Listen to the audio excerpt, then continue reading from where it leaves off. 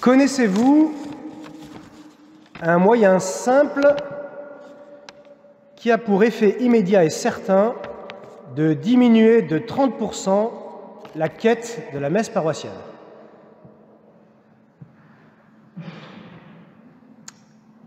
Prêcher la conversion. Alors pour les jeunes, je le dis tout de suite, la conversion consiste à abandonner ce qui est mauvais dans notre vie et à choisir ce qui est bon avec l'aide du Seigneur. Être appelé à la conversion, on n'aime pas ça. Ça gratte trop. Ça fait remonter le poids de ce qui ne va pas dans nos comportements ou dans notre vie. Ça nous jette à la tête notre péché, toutes ces fautes qu'on ne veut pas voir. Bref, la conversion, c'est désagréable, on n'aime pas ça. Alors un curé, responsable de la paroisse, qui assume de voir la quête du dimanche baisser de 30%, c'est quasi du masochisme. Eh bien, vous allez assister en direct au sabordage de la quête, car je vais vous parler de conversion. Alors, un petit exercice avant de commencer. Je vous invite chacun à réfléchir devant Dieu à quelque chose que vous avez besoin de convertir dans votre vie.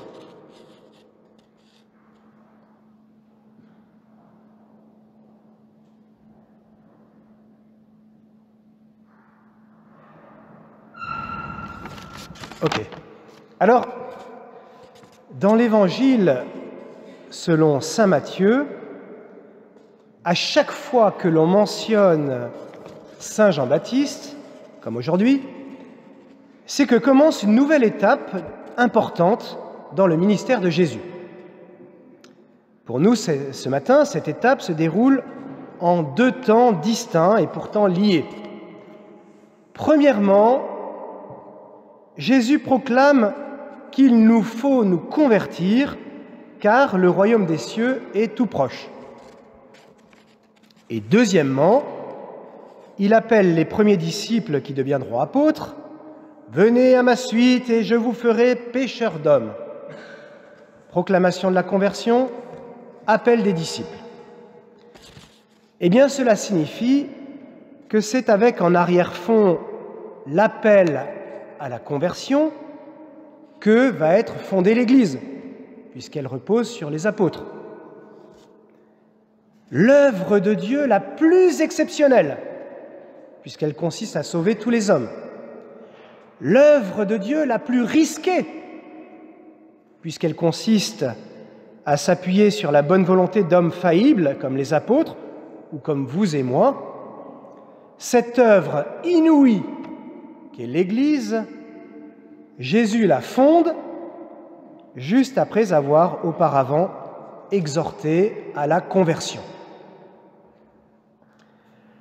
Quand Jésus nous appelle à la conversion, c'est qu'il ambitionne pour nous la seule réalité qui est digne de nous et surtout la seule réalité qui est digne de lui. Il ambitionne pour chacun de nous la sainteté. Je ne sais pas si vous avez remarqué, mais à l'école, dans les médias, dans les entreprises, etc., à fréquence régulière, nous entendons des messages qui nous font l'injonction de faire ceci ou de ne pas faire cela dans le but de sauver la planète. Vous dit quelque chose, ça, non? Cela signifie qu'une pression sociale très forte réclame de nous la conversion de nos comportements pour atteindre des objectifs purement matériels. En somme, une sorte de conversion laïque. Quand Jésus, lui, nous exhorte à la conversion, ce n'est pas pour un prétendu salut de la planète, mais bien pour que ces créatures humaines deviennent ce pourquoi elles ont été créées, des saints et des saintes. Comprenons bien. Pour Jésus, notre conversion personnelle, ce n'est pas une espérance périphérique réservée à un tout petit nombre. C'est une question de vie ou de mort qui concerne tout le monde. Sur ceux qui habitaient dans le pays et l'ombre de la mort, une lumière s'est levée, nous dit l'Écriture. Nous devrions tous avoir en tête ces mots pour comprendre ce qu'est réellement l'Église, ou pour y trouver la raison de perdre notre vie pour l'annonce de l'Évangile.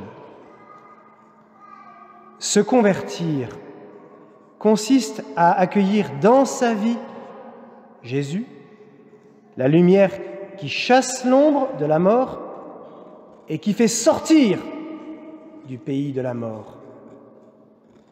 Sans Dieu, ayons-en conscience, sans Dieu, la vie des hommes, si riche et si heureuse puisse-t-elle être en apparence, sans Dieu, la vie des hommes n'est qu'un séjour dans le pays de la mort.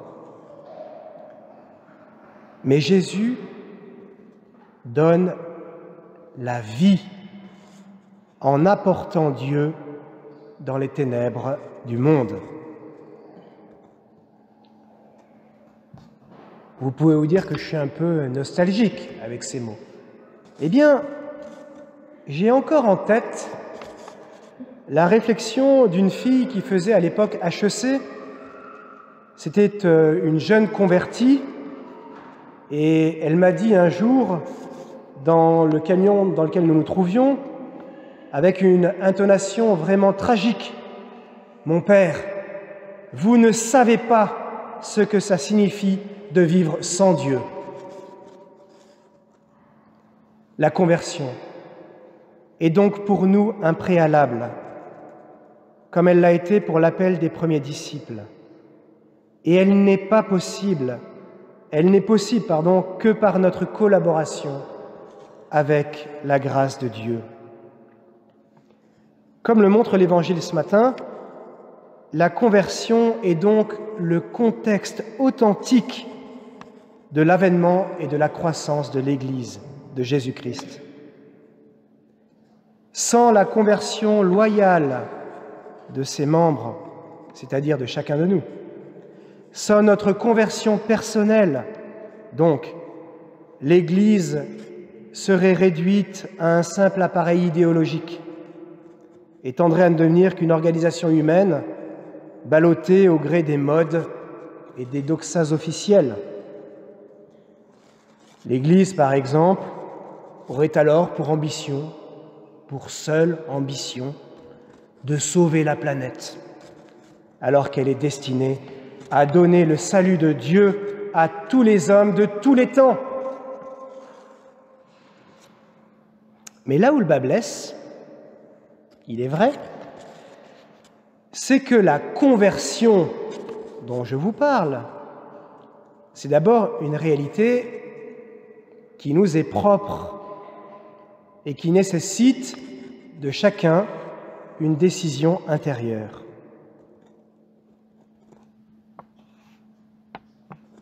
Avant de vouloir changer ce qui ne va pas ailleurs, je dois d'abord changer moi. Et ça sera toujours un effort. Mais en choisissant loyalement de nous convertir à l'appel de Jésus, nous passons d'une religion pratiquée comme un rite extérieur, fait de formules, de bonnes habitudes, à un compagnonnage avec Jésus vivant, qui a pour conséquence tangible de changer réellement notre vie. Alors, si nous voulons évangéliser pertinemment, en devenant nous aussi des pêcheurs d'hommes dans l'Église, si nous voulons, par exemple, que nos voisins, que nos amis, ou encore que notre famille découvre Jésus, il nous faut commencer par le commencement, c'est-à-dire changer. Alors on n'aime pas ça, mais il le faut. Et si, par hasard, nous nous sentons dépassés par la tâche à accomplir, alors soyons rassurés, le carême arrive bientôt avec son lot de grâce pour cela. Amen.